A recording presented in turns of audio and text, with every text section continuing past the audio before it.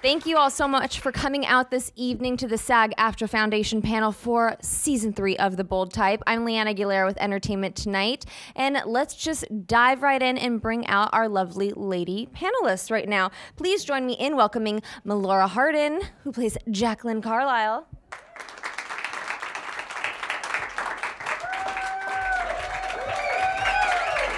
Katie Stevens, our Jane Salone.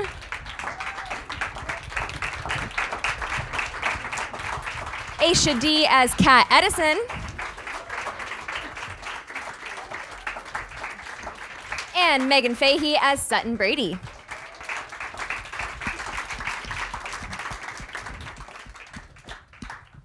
You ladies look so lovely and so color coordinated.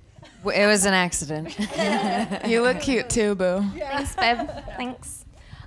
Okay, so here we are. Season 3 has finally premiered. You guys wrapped quite a bit ago. It's no longer the Season 1 jitters. Bold Type didn't have a sophomore slump.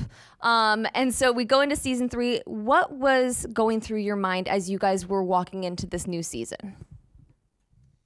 I think we were just excited to have another opportunity to explore these characters and these wonderful modern and cool and hip, you know, current events that are happening in a way that is personal to these the lives and the world of Scarlet and these characters within Scarlet. At least that's how I felt. I mean, I was excited. I think that there's like, and we all were kind of talking about this. I remember at the beginning of the season, is you walk in, and because the show is successful and people like it, you kind of have this weird added pressure to like want it to continue that way. But I feel that I've kind of always walked into filming again because it winds up being months and months later. And you're like, do I remember how to do this? Do I remember how to play this character? Hope it goes well. Yeah, the inner monologue is don't mess it up. And I did want to say another word instead of mess, but then I wasn't sure who my audience was. We've got to see these friendships between our three lovely ladies really evolve as we were kind of first introduced to them in Season 1. They were already great friends.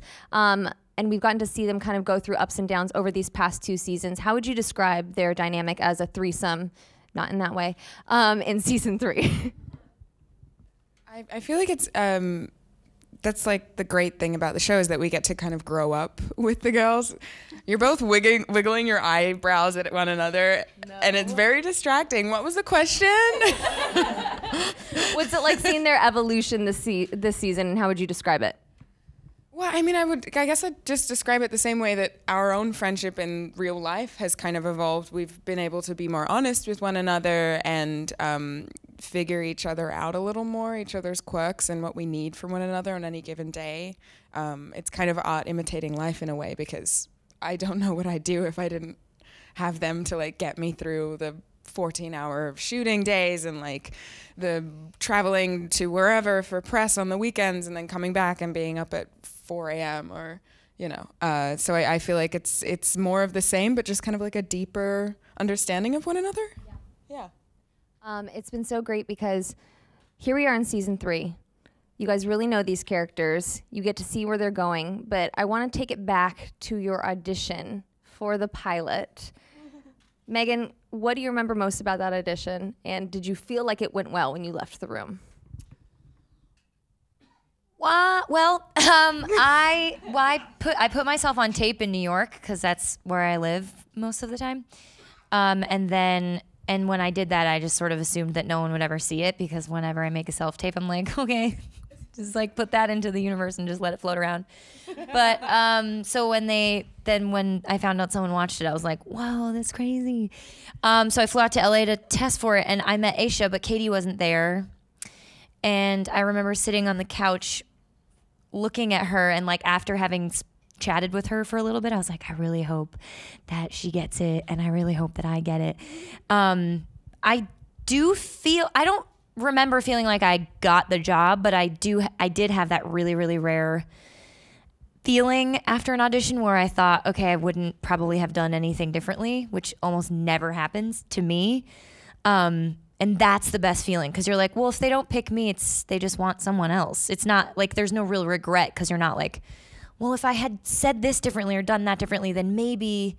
So that was a really good feeling. But I don't think I left the room and thought that, like, you know, the part was mine.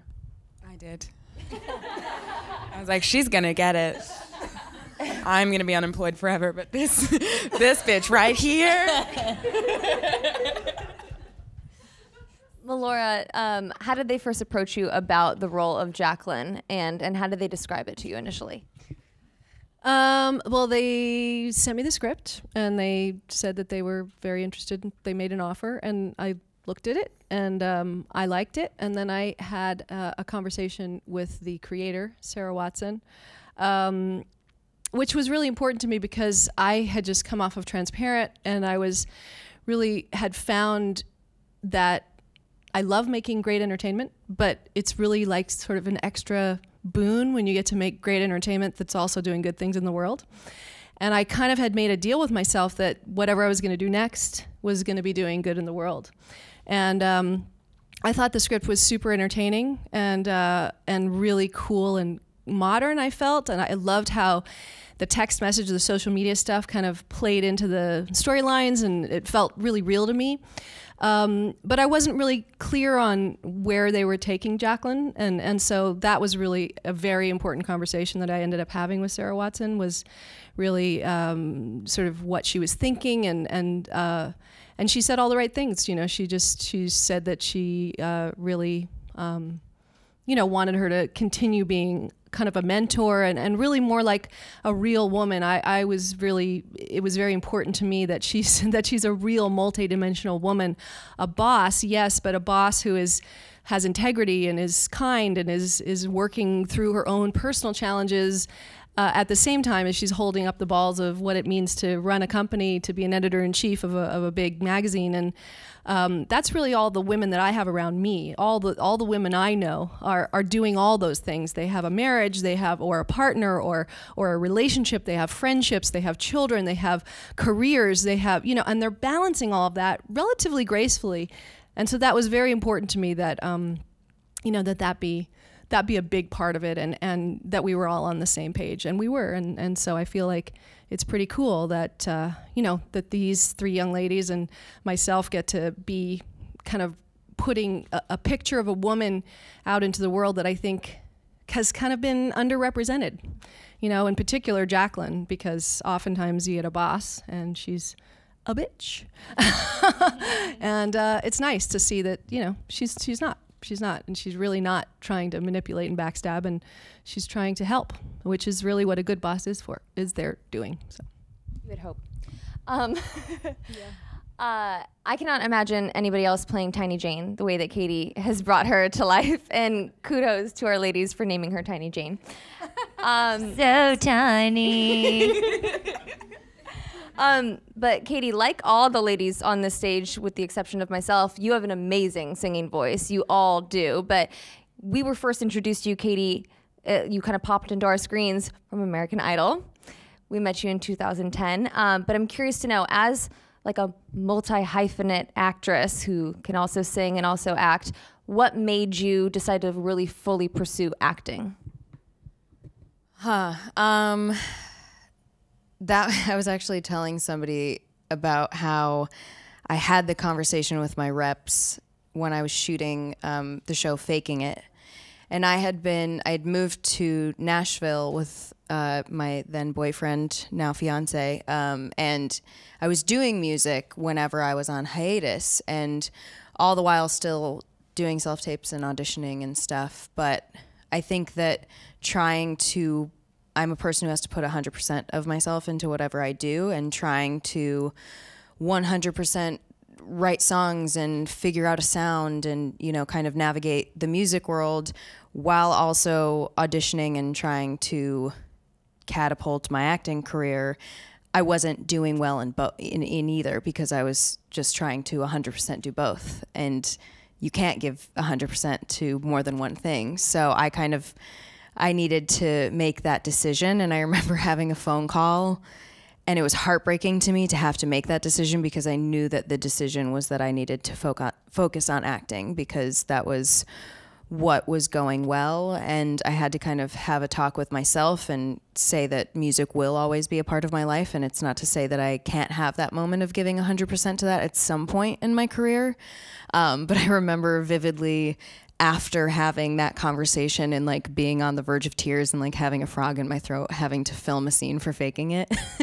And I went back to try to find that scene, and I found the scene, and I was like, yep, I don't remember filming that at all, because my mind was completely somewhere else. But I mean, I feel like I have made the right choice. I do get to still be around music constantly. I still am always writing songs and getting to sing with them on set, and but it's not really my focus right now. But I'm also a person who kind of goes where the wind blows me. So if the wind blows me in that direction, then there you go. I would like the wind to blow us in a musical episode of Me too. The Bold We Type. would all like that. We've all been pitching that now since the pilot episode. I think we've all been Honestly, basically from the pilot. Yeah. Give me the dream pitch. Will it be a dream sequence? Wait, I have a pitch. She has a Aisha, great pitch. pitch. She has a great pitch. Listen up, I have a pitch.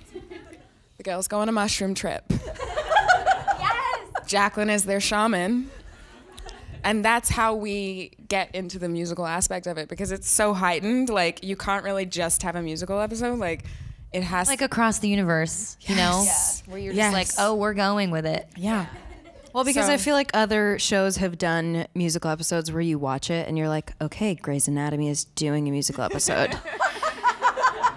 And you just have to take yourself there. But I think that if it's done already in a way where you are psychologically in a different place, it like just can make more sense. Like, let's turn that saturation up. Let's make it psychedelic and cool. See, you guys are all ready. Freeform, are you listening? Pick us up, please.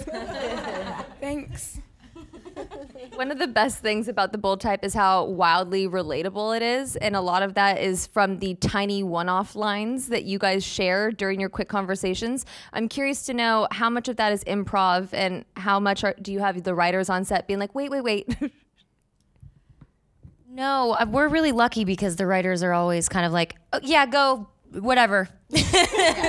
I think one of the things that works best about the show is we speak to each other like the way we really speak to each other. So we have amazing writers who write really great stuff, but they also are very open to letting us change their words and make them our own. And I think that that's really rare and special. There was like a moment, I think it's in this episode that just aired. We missed it last night because we were stuck in traffic.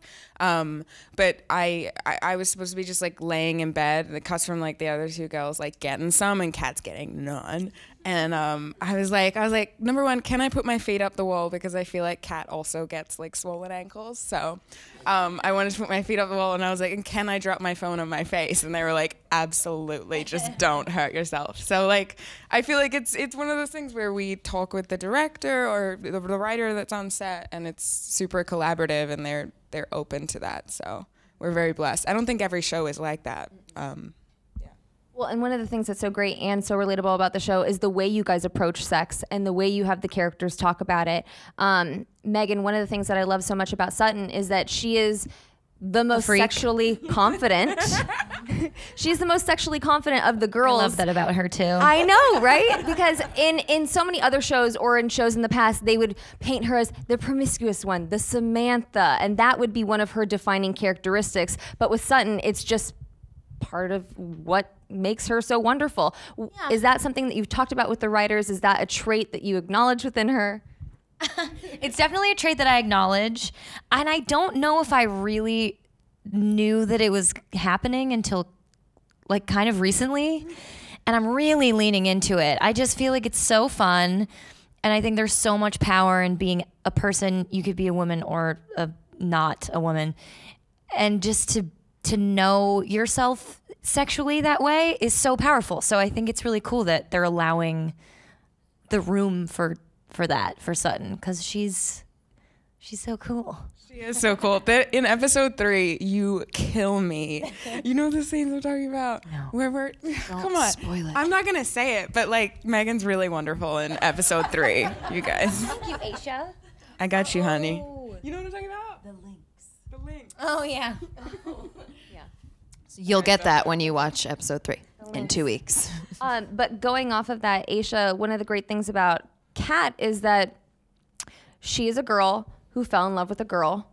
She's now had her heart broken, and she's trying to understand where she lays within the queer community, and she's trying to identify that with herself. What does that mean for you to be able to represent that within the LGBTQ community?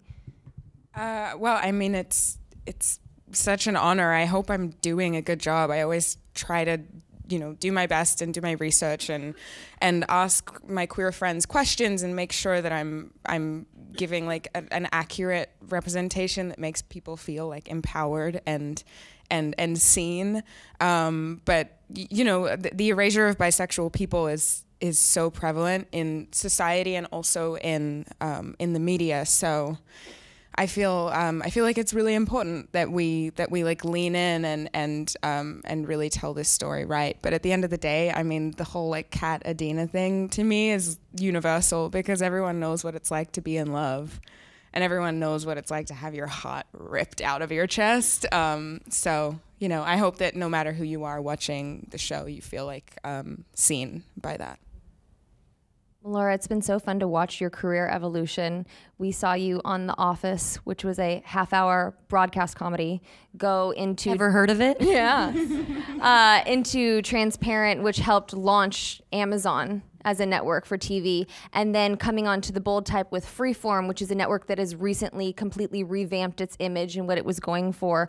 When you're approaching different roles, how much does the network that it's on factor into your decision-making skills? Not at all. Not even a little. No, I mean, I think, I think it's definitely interesting, but I will say that I wouldn't say that that's been like by design. I would say that that's just by luck and by luck of the draw kind of thing. And the fact that, that I've now been on these like 2 very iconic shows, and I hope The Bold Type will be that third show, as time goes on. That really, a show doesn't become iconic until time has passed. So history will tell, time will tell, kind of thing. But I really do feel like that was just a lucky accident, and perseverance and persistence. I know I'm talking to a whole bunch of actors, so I will just say, like, I started when I was 6 years old, and and I think The Office was something like my 11th or 12th pilot. I was a guest star, possible recurring character on that show when I got that pilot.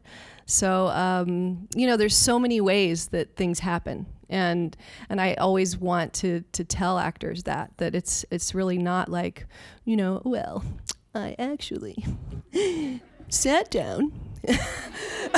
It doesn't really happen like that. It happens with lots of perseverance and a really strong spine, being okay, being rejected so many times, and not taking it on as you are a bad person or a bad actor or that bad, or, that you are, because we are our own products, but ultimately we are, I have actually been on the other side of it too, where I've been casting something. And it was so informative to me to be on the other side and to watch people come in, because there was an incredible actor that didn't get the part that I needed. And it wasn't because he wasn't incredible. He was incredible. He was just not right to go with the girl that I'd already cast. And so there's so many things at play, and I think actors beat up on themselves so much and try so hard and work so hard to kind of finagle like that perfect audition with the perfect choice and the perfect thing, and we kick ourselves and beat ourselves up so much when we leave a room and we feel like, if I'd just done it like that, I would have gotten that part. Just so you know, it's not like that, and you got to just keep going and keep having the faith, keep working your craft in every way you possibly can, whether it be in a student film or a guest starring thing, or just whatever you can do it, and have joy. Like, keep igniting your joy. That's the thing I see a lot of actors not doing. Like, they lose their joy because they're so upset and frustrated with the doors that aren't opening. So we have such an incredible world right now in the modern world, where you can just do so much yourself, and do it just for yourself, not because you hope it's going to be this thing that's going to make you famous, or just because keep that joy alive, whatever that means, whether that means going to acting class once a week because you're enjoying the actors you're working with. Keep that joy alive, and and then just like cross your fingers and do your best work. Really, it's kind of it. We're going to start taking your fan questions that you guys sent in, or audience questions, excuse me. This one's for everyone. Is there anything in your contract about doing social media for the show? Is there? Well, I don't know about contract, but we had a whole lesson about it at the beginning. I don't know. I think that when you sign up for any show, like, we live in a social media age. Like, you can't think that, like, Katie is our social media guru on the show for sure. But it's one of those things that I've really wanted to inform myself. Like, unfortunately, we are living in a time as actors where, like, you walk into an audition and you have to fill out how many followers you have, which is, like, ludicrous. But really? Yeah. Are you kidding? Yes. Am I the only one who's? Yeah. I've been sitting in an audition room, listening to casting people say things like, well, she has 5 million followers, or, you know, things like that. And so you don't want to think that that's a factor, because you do want to walk in and do your best work. But in terms of, I think that it's also a beautiful tool to connect with the people who watch the show, to get feedback about the things that resonate with them, the things that matter to them, the things that, you know, they're going through, because we, again, want to make people feel seen. So I think that where there's, you know, both, you know, people say, like, a good and an evil to social media, there is, but if you only use that for good, like, I don't see a harm in having that be a part of the model of it. That's where our digital age is right now. So having that be a part of our industry, I think, is really important to figure out how to navigate that, because now we do have things like Amazon, Hulu, all of these people creating digital content that's on the internet, social media, like, it all just kind of coincides. But I don't think that it's, like, written in the contract, like, you have to do this many tweets or anything like that, but they hope you promote your work. Yeah, I like to have fun with it, you know, just, like, sharing, like, fun moments that we had, you know, on set, because we really do enjoy making the show. So to be, like, promoting it is one thing, but, like, I got a video of Steven. He passed out on a yoga mat next to me. It's one of my greatest works. It's like a slow zoom video of Steven sleeping behind me, and Megan's hand like this on my knee. Steven plays Oliver. Oh, Steven plays Oliver. Yeah, my hands are very cold. Yeah, so I mean, I guess we do it, but it's not a requirement. It's just, you know, I think we just like sharing the show and sharing behind the scenes moments with people. We have a really great question that here it is. Okay. For everyone, how far in advance do you get your scripts, and do you have any tips for learning your lines? Ooh. Melora, take this one. Jesus, take the wheel. Yeah, we don't get the scripts. Well, we really don't get the scripts on this show. Like, this show is sometimes you get it, like the day of the table read, which is usually 3 days before you start the next episode. So the episode you're starting at 3 days. It's funny. I think I learned on The Office how to be so incredibly facile with changes, because they would hand us pages, like, we'd shoot a scene, a master, they'd come in and they'd say, yeah, we're really liking this part of the scene, we don't like this part, so we're gonna go and work on it, we'll be back, you guys just improvise a little, and and then they'd bring back, you know, a whole other scene. And we'd all, like, take a break for 10 minutes, and we'd all come back, and we'd do that scene. But I feel like that's the magic of it, right? That's the fun. Yeah. And there is a part of me that I have to say, like, I'm really not disturbed or perturbed by getting a script late. The only thing for me is that I'm a bit of a slow burn, so I actually don't think incredibly fast when it comes to story arcs. I do great with my own stuff, but when it comes to, like, overall story arcs, we will sometimes get halfway through an episode and I'll be like, oh, wait a minute. Yeah. Why are we doing Definitely that again? happened to me too. wait. Sorry. Sutton, well, why are you doing that thing with the... Well, Yeah, really so lost that'll the plot happen. on that one. Oh, well. Yeah, that happens. Oh, well, we've already shot 4 days of that, so I guess we don't have anything to say about that now. That does happen. So it's, you know, there's good and there's bad to it. There's good and there's bad to it. Yeah, I think it partly is kind of maybe what makes the show work. I don't know, because we have to be on our toes a lot. I mean, I can't imagine. I'm just very Game of Thrones minded right now, since it's going to be on Sunday. But I can't. This Sunday? Yes. I can't imagine, like, being on a show like that where there's no improvising or like line changing on a show like that. So like having to like speak the way they speak and like the names and the words and like that. I would love to do something like that at some point in my career, just like train that muscle, because it is really easy on a show like ours. You get the script, and if there's a line that's really difficult to say, you're like, I'm just not getting this. Can I switch it to this? Because I could say that. Well, it sounds like your writers and your executive producers are really collaborative with you guys. Did you sit down with them ahead of this season and kind of give your wish list or your pitches for what you wanted from your character this year? Yeah, definitely. I mean, I always take time to do that in the sense that I think of things all the time. And I think we all get on the phone with them a lot and talk about, oh, thought of this, or, you know, really like this idea, or how about this? What if we go in that direction? And they are very receptive to that and like that. And that's a lot of fun. I remember I've been asking them for a couple of seasons if we could have a trans character on the show. And we have one in season 3. It's like short, but I was like, yeah. And I also asked them to bring in another woman of color, someone who's darker than me, because I love that people see themselves in me. Hey. But I love that people feel represented, you know, by Kat, but I'm also very aware of the fact that some people might look at me and not feel represented. They might feel like I look different to them even. So, yeah, they cast a new character that I'm actually really excited for people to meet. I think she comes in episode 3. Yeah, she does. She's such a cutie, and we really pushed for her. It's her first job in TV, you guys. Yeah, it was. Yeah. She's Kills so it. good. She's so good. Yeah, She's so good. adorable. I'm really excited for people to meet her. So You guys really have sensational recurring actors and guest actors as well. How do you make them feel welcome on your set? I walk right up Meghann. to them. Meghann, you talk.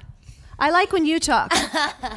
And you're not Well, talking. I will say, actually, I think that being a guest star is like one of the hardest jobs you can have in this industry.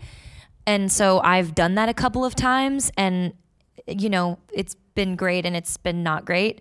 So for me, and I think I speak for all of us, whenever someone else, we've all been in that position. So, and this is my first time being a series regular. So that was very new for me. And I actually really enjoyed the opportunity to like make someone feel comfortable. And I just know so well how it feels to be on the other end of that. And it's so hard to step into something that's already working without you, and you're not staying, and you weren't there from the beginning. And like, it can be really, really difficult, I think, to settle into that. So I think we all kind of try to make everyone who comes in feel as comfortable as possible.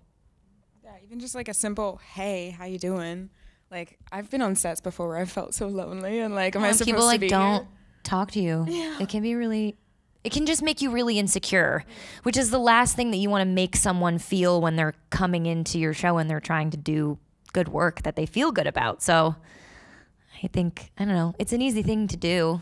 Yeah, I'll say like, hey, you I want actually some almond butter? take it very seriously in the sense that I really do feel that the stars of a show, it's their job, because I've been on shows where they do when I was the guest star, and shows where they don't take that as their job. I actually feel it's part of the job, and I take it very seriously. Even if I'm in a bad mood or I'm having a bad day, I really, really make an effort to say hello, to shake someone's hand, to say welcome to the show, thank you for being here. And I think that's really important, and it's part of our job. Tiffany gave us a really great question, and she wants to know, what about your character do you find empowering as a woman and maybe carry over into your real life now? Tiny Jane, you look like you want to say something. Oh, I'm thinking. That's my thought face. Do you refer to yourself as Tiny Katie now? No. Because I really don't, like, I know people who are smaller than me. So, like, I also not that feel small. like, I mean, I'm 5'3", so I am petite, but I feel like there are people that are shorter than me. I have plenty of friends who are tinier than me. So I'm like, you should be called Tiny something. But but actually one of the characters who comes in is smaller than me. And I asked the writers and we did ad-lib something where I'm like, you're tinier than me, but you can stay. But I don't know if it made it in. When I told Katie, I was like, we just had chemistry reads yesterday. She's so small. She's like tiny. And I was like, is she smaller than me? She got competitive about her tininess. I think that there are all aspects of ourselves that bleed in with our characters. But again, I think that there are things in terms of confidence and the determination that all of our characters have to ask for the things that they want and to be unafraid of what the answer is going to be. That's something that I feel like I've tried to carry over in my life.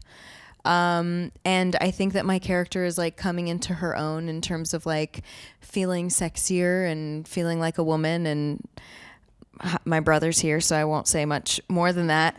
But I feel like I'm, in my womanhood, and I've started trying to own that and build that confidence within myself. Aisha, what about Kat? Have you been trying to imbibe into Aisha? I honestly feel really inspired by all of the characters on The Bold Type, Like, Oliver inspires me, Jacqueline inspires me, Jane inspires me to think about my future more, and to be on time, because Jane seems like she's on time to things and I'm not. I'm inspired by the way that Sutton asks for what she wants in the workplace. I'm inspired by the way that Kat puts herself out there, in terms of like love and relationships. That's so scary to me, and like playing this character that is just like, I don't know, here's my heart, like do with it whatever you want. That's really cool. And I think, I don't want to speak for people watching the show, but I think people watching the show also see a little bit of themselves in several of the characters, and I think there's a way to kind of it's a mirror, you can learn from them, and the show is aspirational, but I think that's what's making it special. Meghann, how about Miss Sutton? I guess if I had to pick something, Sutton came from an environment where there was no safety net. There was no real backup plan for her. So I really admire her work ethic. I think that she gives it all she's got all the time, which is a hard thing to do. But I really admire that about her. And Melora, anything about Miss Jacqueline? Yeah, well, it's interesting because, I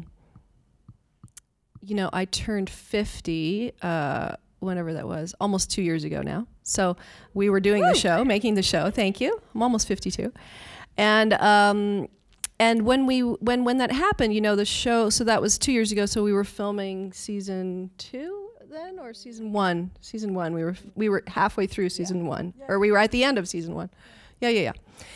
And I think that's a really cool thing, that that Jacqueline is a woman, and she is a woman of my age, and I am a woman of her age, and she is a woman who has worked hard in her business, has climbed to a certain degree of success, has landed, and is holding that position with grace and integrity, and continues to grow and expand, but holds that position as a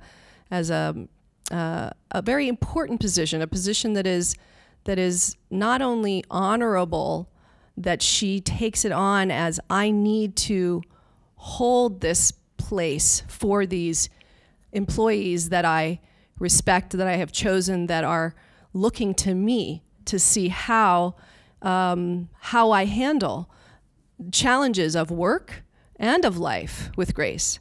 And I think that's a thing that I absolutely, that's a place I am personally as well, and I take it seriously. And there is something about life and fiction crossing over, in the sense that, Jacqueline and I are similar. Melora is, where Jacqueline is in a certain way. And I do take it seriously in my real life too, in terms of working with these very talented, very beautiful young women who are work their butts off on this show. And I take it seriously in terms of like my position in that, who I am for them on a personal level, as opposed to along with a professional level. She cooked us a beautiful dinner last night. It was beautiful. Thank you. Clap for the dinner. For the Actually, Mary salmon. cut more of it than I did. For that asparagus. We loved it. We need to start wrapping it up, but now that episode 1 is finally out, let's give the audience a little bit of a tease as to what fans can expect now that they've seen this first episode as to what's coming up in season 3. So, Melora, what can you tease about what's coming up for Jacqueline as she's dealing with this new threat? Yes, obviously we have this new character, and that was by design. And it's really nice to see, I think, to see Jacqueline and Patrick, how they work together and don't work together well, and that again gives Jacqueline an opportunity for you to see how she handles challenges, and he does present a challenge. Katie, she picked Pinstripe. She picked Pinstripe. I think that aspect of what's going to happen in season 3, I think it's interesting to see somebody who, like Pinstripe, was kind of a little bit of a playboy, and now to see these two in a relationship and for her to actually give herself over to that and to trust in this new relationship that she's in, along with all of the complications that are going on in her life. Patrick causing tension, her trying to protect Jacqueline from that, dealing with the things that are going on for her medically, with her being diagnosed with the BRCA gene. And yeah, so you're going to see her kind of have to overcome her own mind in that throughout the season. Aisha, what can you tease about what's coming up for Kat? She goes on a very new journey starting in episode 3. Yeah, we're going to do some politics, you guys. It's going to be very exciting. Kat volunteers for a local campaign and ends up actually like running for city council, which I know I had the same reaction. I was like, let's do this in like season 7. But I think it actually makes a lot of sense, given that she's dealing with what she's dealing with right now, and you know, the world the way that it is. We're seeing more women and more LGBT people in politics than ever before, and we need these diverse voices. So I think it makes sense that that's what Kat leans towards. And you know, we all know what it's like to need something to channel our energy into when we're like experiencing a breakup or any kind of like personal hardship. So that's going to be really exciting, and I hope it inspires people too to maybe get out and volunteer for someone who's like running in their district. I love that Kat channels her energy into like doing good. We normally just get horrible haircuts after bad breakups. So she doesn't get bangs, you guys. Don't worry. Been there. It's okay. And Meghann, what can you tease for Sutton? She's kind of exploring possibly a new career path.